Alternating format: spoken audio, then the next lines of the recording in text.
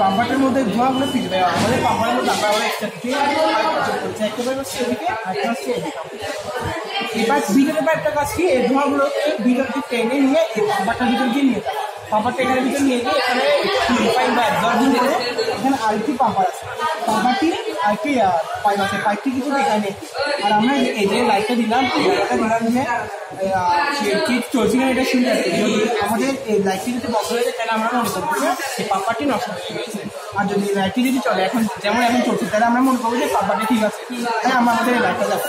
আর আমরা এই তুলিগুলো দিয়েছি কারণ আমাদের কার্বন ডাইঅক্সাইড বা সিও2 বা কয়লাতে ভূমিকা না বা ধুলা লেগে থাকে তাইলে সেটি এখানে পিউরিফাই হবে।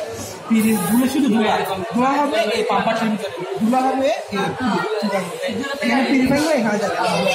ধুলাতে কোনো আরও কিছু জরিমানা থেকে যায় কারণ সেটি এখানে গিয়ে পিউরিফাই হয়। আর পরিবেশে ছাড়া আমাদের অক্সিজেনের কিছু পরিমাণ কার্বন ডাইঅক্সাইড থাকে।